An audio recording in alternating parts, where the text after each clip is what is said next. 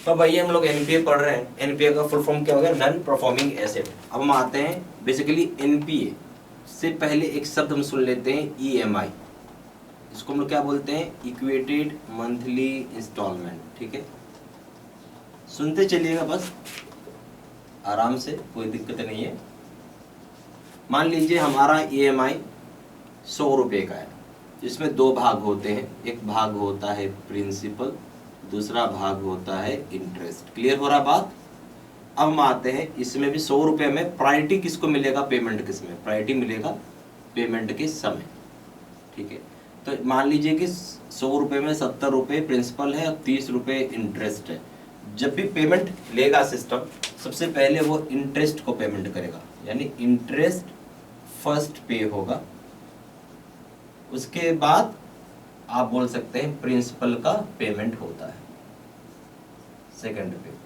अगर हम मान लेते हैं, ऐसा समझिए 3 मंथ तक, 3 मंथ के बाद आप 3 मंथ का पेमेंट कर रहे हो आप। ठीक है, 3 मंथ का, या मान लो ऐसा ईएमआई था आपका। ठीक है, फर्स्ट मंथ को आपने पेमेंट नहीं किया, फिर आ गया सेकंड मंथ। ठीक है, ऐसा मान लीजिए यहां भी पेमेंट आपने नहीं किया, अब आ गया थर्ड मंथ। ठीक है, बहुत ध्यान सुनिएगा इस चीज को। आपने पेमेंट किया थर्ड मंथ में, यहाँ पे मैं बोल रहा हूँ मैं पेमेंट किया, पे किया। हाँ, हर महीने आपको 100 रुपये भरने थे, यहाँ भी 100 रुपये, यहाँ भी 100 रुपये और यहाँ भी 100 रुपये। क्योंकि पहला मंथ आपने पेमेंट नहीं किया तो यहाँ पे कुछ पेनाल्टी लग जाएगा आपको। ठीक है, अब आपने ये दोनों महीना नहीं किया तो दोनों महीने का पेनाल्टी भी आपको अलग से लगेगा तीसरे महीने में। जब आपने पे करोगे, मान लेते हैं कि 300 रुपये आपने पे किया। कितना पे किया? यहाँ आपको से पे करना था कितना? इसका 100 प्लस इसका 100, इसका 100 मिला के 300। मान लीजिए आपने 300 रुपये पे कर दिया। इस 300 में सबसे पहले मैंने क्या बोला है आपको? यहाँ इंटरेस्ट पे होगा। तो इंटरेस्ट कितना था भाई? यहाँ का 30 रुपये, यहाँ का 30 रुपये, यहाँ का 30 रुपये। आपने 300 पे किया तो यहाँ आपका एक यही लिख लेता हूँ मैं, 90 रुपीज़ तो इधर ही चला गया। बट हम यहाँ पेनाल्टी भी एक अलग सा सेक्शन लग गया है। ठीक है, और यहाँ भी पेनाल्टी लग रहा है आपको। ठीक है, दो मतलब इस तरीके से पेनाल्टी लग गई दो आपको। ठीक है, तो अब इंटरेस्ट पेमेंट के बाद अब आपको मान लीजिए कि यहाँ पे अब आपको 30 रुपये का एक पेनाल्टी भी लग गया। ठीक है, 90 जोड़ 30 कितना हो गया? 120 रुपये। तो 120 रुपये पहले आपको इन सब चीजों में जाएगा, बाकी के बचे 180 रुपये ही सिर्फ पेमेंट होगा प्रिंसिपल में। ठीक है, तो यानी अगर आप 330 रुपये देते, क्योंकि 30 रुपये पेनाल्टी लग रहा दोस्त। ठीक है, तो ये 330 देते तो ही आपका फुल्ली पेड होता। ठीक है, बट फुल्ली पेड नहीं कहा जाएगा, इसको हम बोलेंगे पार्शियल पे। ये सब मैं आपको इसलिए समझा रहा हूं ताकि एग्जाम में दिक्कत ना आए, समझ कर रखना। सबसे पहले इंटरेस्ट प्रिंसिपल। ठीक है, और सॉरी सबसे, अब एग्जाम में आप जाओगे ये चीज हमेशा ध्यान रखना है आपको। ठीक है, बेसिकली एग्जाम में ये चीज पूछेगा ही पूछेगा। ठीक है, पेनाल्टी और इंटरेस्ट दोनों चार्ज करेंगे आपसे। ठीक है, किसी जगह पेनाल्टी पहले चार्ज कर लेगा फिर इंटरेस्ट चार्ज करेगा, कहीं इंटरेस्ट पहले चार्ज करेगा फिर पेनाल्टी चार्ज करेगा, बैंक टू बैंक वेरी करेगा। बट इंटरेस्ट हमेशा पहले ही पे होगा, उसके बाद ही प्रिंसिपल होगा। ये तो जरूरी आप रखिएगा, समझ गए? ये बस थोड़ा सा बेसिक समझाने के लिए मैंने समझाया।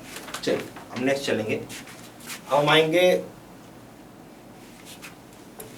कई प्रकार के हमारे पास एनपीए होते हैं, या बोल सकते हैं डिफरेंट फॉर्म्स ऑफ एनपीए। हम लोग क्या समझ रहे हैं? इसमें भी कई प्रकार के होते हैं ना, तो हम डिफरेंट या फॉर्म्स ऑफ एनपीए समझेंगे आप। चलिए स्टार्ट करते हैं। सबसे पहला हो गया टीएल। टीएल का मतलब होता है टर्म लोन।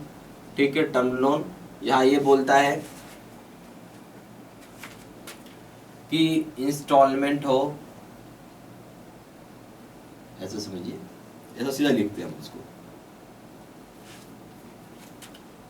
इंस्टॉलमेंट एंड या फिर और जो बोलना बोल सकते हैं, प्रिंसिपल इसको आप ऐसा करो। पहले तो ये समझो एनपीए होता है क्या, इसको बताओ। सबसे पहला चीज क्या समझना है आपको, एनपीए होता है क्या वो समझो, उसके बाद ये सब चीज समझो। बताइए सब चीज। आपसे एक सवाल पूछ लिया मैंने कि एनपीए होता है क्या, बताओ भाई एनपीए क्या होता है। बेसिकली एनपीए वो सिचुएशन है जहां पे इंटरेस्ट जो ड्यू होता है और जो चार्जेस होती है, किसी भी क्वार्टर बोल लो या 90 दिन के लिए बोल लो, आप पे नहीं करते हो पूरी तरीके से। यानी हम यहाँ ये बोल सकते हैं कि इंटरेस्ट प्लस चार्जेस, जो भी चार्जेस होगा, ठीक है, जो भी अगर आप ये अनपेड है, इसको बोल दीजिए कि नॉट पेड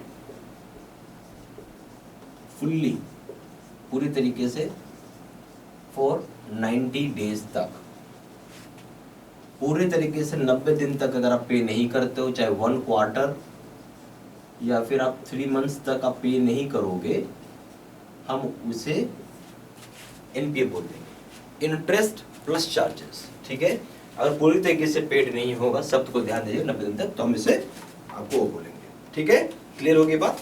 अब आइए हम डिफरेंट फॉर्म्स ऑफ एनपीए में आ रहे हैं। एक होता है, पहला हो गया term loan, TL. Term loan में क्या बोला जा रहा है, और बेसिकली इंस्टॉलमेंट, ये तो एनपीए का एक डेफिनेशन है कि आप जहां 90 दिन तक पे नहीं हुआ। हम एनपीए में 2 चीज को काउंट करते हैं, एक हो जाता है प्रिंसिपल और दूसरा हो जाता है इंटरेस्ट। ठीक है, तो अब यहां बोलता है कि आपका प्रिंसिपल प्लस इंटरेस्ट, बेसिकली दोनों चीजें हैं जो कि ओवरड्यू हो गई है। ओवरड्यू का मतलब है कि नोट पेड, सीधा से याद रखो, ओवरड्यू का मतलब है यहां जो लिखा हुआ है। ठीक है, कि आपने note paid for 90 days, principal plus interest दोनों ही ओवरड्यू हो गई हैं, आपने पे ही नहीं किया है 90 दिन तक। ठीक है, ये आ गया एनपीए का चीज में आ गया। अब आइए दूसरा चीज, दूसरा क्या होता है आपका, एक का नाम है ओडी। ओडी का बोलते हैं फुल फॉर्म ओवरड्राफ्ट। दूसरा हो गया सीसी, कैश क्रेडिट। लिखते चलिएगा। अभी दोनों चीजों में क्या हो जाती है वो समझते हैं। यहां बोलता है कि आउट ऑफ ऑर्डर हो गया, क्या हो गया, आउट ऑफ ऑर्डर हो गया 90 दिन के लिए। यहाँ क्या था, ओवरड्यू। शब्द को ध्यान से सुनिएगा, यही शब्द पूछेगा आपसे, क्या है शब्द ये पूछेगा। ठीक है, यहाँ बोलता है कि आउट ऑफ ऑर्डर,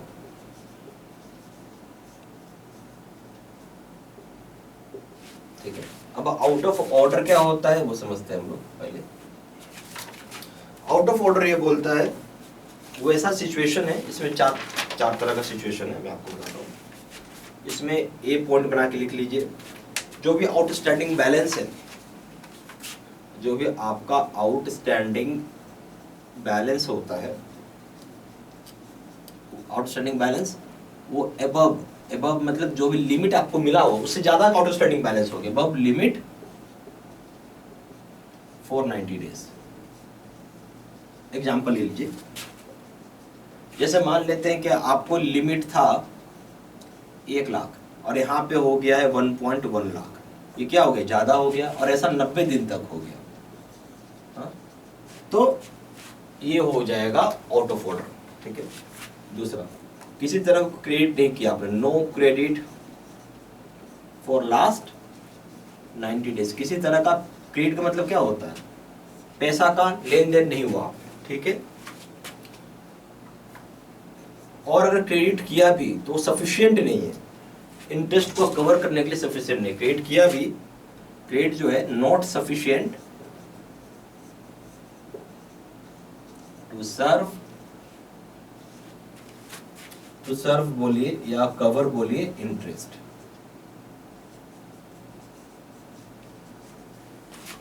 समझ में आ रहा है अच्छा से। 1 नंबर डी, या तो इरेगुलर हो गया हो, क्या जाता है, इरेगुलर भी हो जाता है, अगर आप स्टॉक स्टेटमेंट 6 महीने या 180 दिन तक नहीं सबमिट करते, नो स्टॉक स्टेटमेंट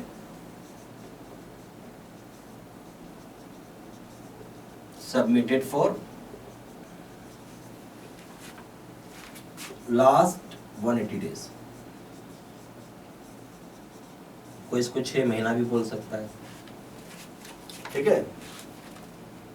यही चीज ध्यान रखना होगा। और इसमें आप एक चीज और ऐड कर सकते हैं, मैं ऊपर लिख देता हूं, ठीक है। सारे आउट ऑफ ऑर्डर है यार, जो भी होगा ना आउट ऑफ ऑर्डर, ये सारे के सारे 90 दिन के लिए है, ठीक है। कुछ कुछ सिचुएशन में यहाँ 180 दिन आ रहा है, ठीक है। जैसे स्टॉक स्टेटमेंट की सिचुएशन में 180 दिन आ रहा है, ठीक है।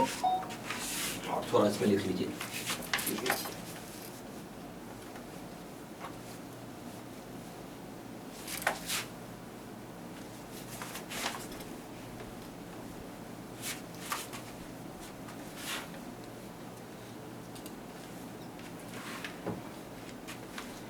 अब हम आते हैं, इसमें एक चीज और है कि मान लीजिए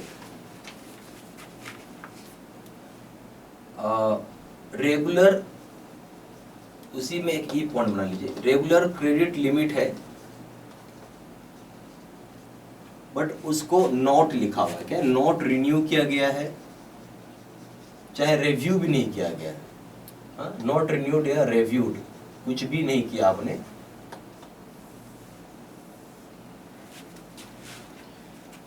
कितने समय में, विद इन 180 डेज के अंदर, तो ये भी आउट ऑफ ऑर्डर चला जाएगा, ये भी हो जाएगा आउट ऑफ ऑर्डर। और अगर कोई एडहॉक लिमिट है आपके पास, यानी एडहॉक का मतलब होता है एडिशनल लिमिट आपने ले रखा है, और ये मान लेते हैं जिसको नॉट रेगुलराइज्ड किया है, यानी रेगुलराइज्ड नहीं किया आपने विद इन 90 डेज, तो ये भी हो जाएगा।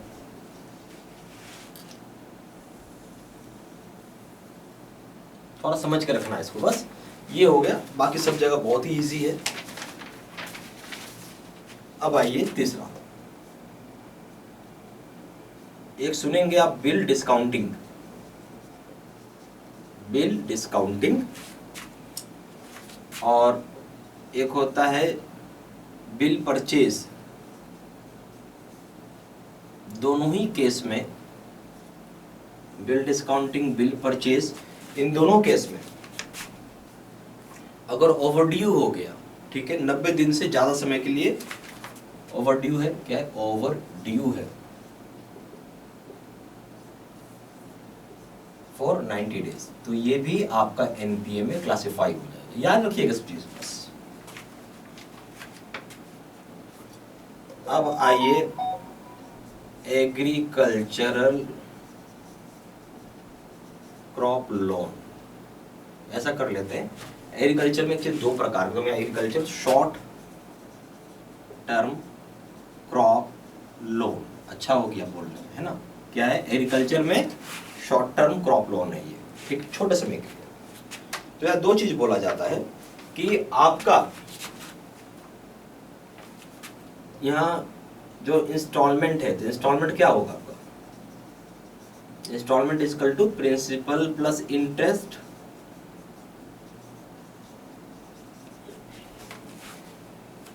ये ओवरड्यू हो गया फॉर 2 क्रॉप सीजन्स। क्या है, ओवरड्यू है 2 क्रॉप सीजन्स के लिए, ठीक है। याद रखिएगा सब चीजों में बता रहा हूं, ठीक है। प्रिंसिपल प्लस इंटरेस्ट आपको बेसिकली ओवरड्यू है 2 क्रॉप सीजन के लिए, चाहे आप इंस्टॉलमेंट भी बोल सकते हैं इसको, ठीक है। अब ये 2 क्रॉप सीजन क्या है वो थोड़ा समझिए इसको, ठीक है। इसमें हम जब क्रॉप सीजन बोलते हैं, ठीक है, यहां लिख लेते हैं क्रॉप सीजन,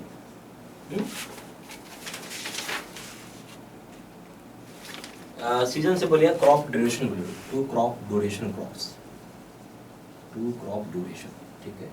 अभी क्रॉप ड्यूरेशन क्या है वो समझिएगा। हम बात कर रहे हैं यहाँ पे शॉर्ट क्रॉप ड्यूरेशन की, तो इसमें 3 चीजें आएंगी आपकी। एक आ जाएगा क्रॉप का पीरियड, ठीक है, दूसरा आ जाएगा मार्केटिंग पीरियड, और तीसरा आ जाएगा टू क्रॉप सीजन, ठीक है, that is crop season. Duration अलग हो गया, ये ड्यूरेशन भी हम लोग पढ़ रहे हैं, सीजन नहीं है, ड्यूरेशन है बेसिकली। तो अब यहाँ पे क्या हो जाएगा, यहाँ हो जाएगा 5 महीना 5 मंथ, यहाँ हो जाएगा 2 मंथ, और यहाँ हो जाएगा आपका 12 month multiply by 2, that becomes 24 months which is equal to 31 months. तो ये हो गया शॉर्ट टर्म का क्रॉप। समझ में आ रही बात आपको? क्लियर? उदाहरण के तौर पे चाहिए तो आप पेड ही ले सकते हो, ठीक है। अब हम अगर लॉन्ग, अबे यही चीज है, सब कुछ सेम रहेगा आपका, ठीक है। अब हम यहाँ पे एक 5th पॉइंट बना लेते हैं, एग्रीकल्चर। अच्छा ऐसा कर लो, 5th पॉइंट बना लीजिए, अब यहाँ लिख लीजिए आप लॉन्ग क्रॉप ड्यूरेशन। सब कुछ सेम रहेगा। यहाँ पे क्रॉप पीरियड क्या हो जाएगा आपका,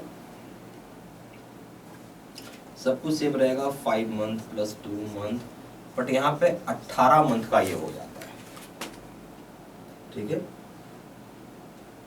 सॉरी, यहाँ हो जाता, मैं गलत बोल गया, यहाँ होगा 18 मंथ का क्रॉप पीरियड है, ओके, 2 महीना मार्केटिंग, और यहाँ पे सिर्फ 18 मंथ रहेगा, तो हो जाएगा 38 मंथ। क्यों? क्योंकि जब हम लॉन्ग ड्यूरेशन क्रॉप की बात करें, अभी हम अब देखिए समझ में आएगा आपको, ये हम लॉन्ग ड्यूरेशन क्रॉप में 18 महीना क्रॉप पीरियड हो गया, मार्केटिंग पीरियड हो गया 2 महीना, और बेसिकली ये 1 क्रॉप सीजन है ये। अब हम जब बात कर रहे हैं long agriculture long term crop loan में, यहाँ पे आप इस पॉइंट को agriculture long term crop loan, ठीक है। बस इसमें क्या होता है, जो इंस्टॉलमेंट होगा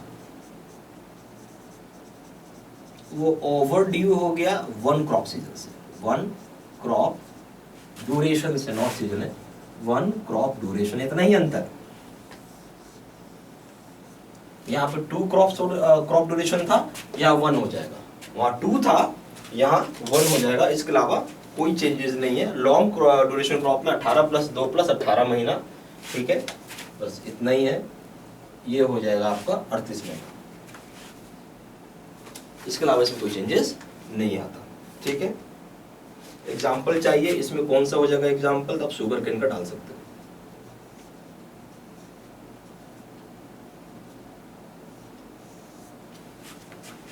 चलिए, ये समझ में आ गया आपको?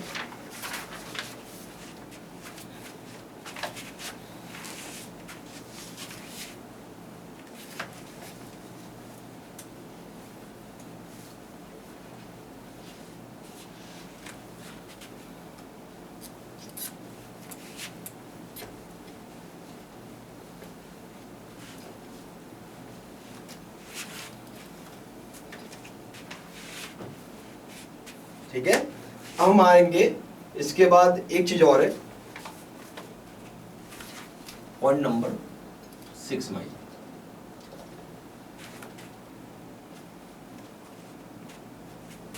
लिक्विड फैसिलिटी होता है अगर ये भी remains over due for 90 days.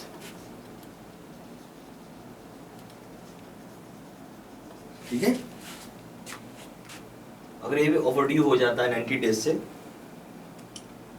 तो ये भी एनपीए बन जाएगा। और आपको जानना है कब से हो रहा है, तो एज पर 1 Feb 2006 से है। ठीक है, अब आइए पॉइंट नंबर 7। ठीक है, लिक्विड फैसिलिटी में एग्जांपल डाल दीजिए आप, फिक्स्ड डिपॉजिट और loan against fixed FD, loan against FD. Clear हो गया? चलिए ये सारे एनपीए होते हैं भाई, ये ध्यान रखना है आपको। अगर आपका कोई डेरिवेटिव ट्रांजैक्शन है, ठीक है, अब क्या है, एक और देखिए, डेरिवेटिव ट्रांजैक्शन कोई कर रहे हैं आप,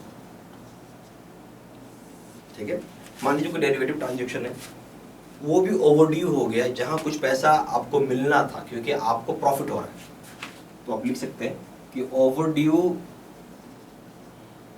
ओवरड्यू का मतलब यहाँ 90 डेज, जो रिसीवेबल से जहां पे आपका पॉजिटिव, यानी अब कुछ प्रॉफिट हुआ है आपको, ठीक है, positive mark to market derivative contract में। अब इस पर क्या होता है, डेरिवेटिव, ये सब चीज एक लंबा है, ये कुछ अभी 2 मिनट में समझ में नहीं आएगा, इसलिए मैं इसको खाली याद रखिए, डेरिवेटिव कॉन्ट्रैक्ट का 90 दिन के केस में अगर आपने कुछ स्टॉक एक्सचेंज, याद रखिएगा डेरिवेटिव बेसिकली स्टॉक एक्सचेंज में चलता है, तो अब वहाँ पे कुछ प्रॉफिट हो रहा है, उसके बाद भी आप पैसे नहीं दे रहे हो, तो 90 डेज तक ओवरड्यू है, वो आपको इसमें आ जाता है। क्लियर होनी बात, सारी खत्म हो गई इसमें लगती है, यस, ठीक है। हाँ, एक और बच गया, वो देख लो आपका, बैंक गारंटी है। अगर आपने बैंक गारंटी ले लिया, या फिर मान लीजिए आपने, या एक और लिख लीजिए, 9वां कर लीजिए, डिवॉल्व्ड एलसी लिया होगा आपने। इन दोनों केस में जैसे ये फंड बेस्ड बना, ठीक है, पहले क्या होता है, सारे के सारे फंड बेस्ड मतलब एफपी, ठीक है, पहले क्या होता है, सारे के सारे नॉन फंड बेस्ड होते हैं, जैसे ही फंड बेस्ड बन गया और यहाँ पे ओवरड्यू हो गया 90 डेज के लिए, बस सिंपल सा चीज है, तो एनपीए बन गया, इतनी सी बात थी, ठीक है। आप समझ गए होंगे आप। एक्सेप्शंस में कुछ आएंगे वो,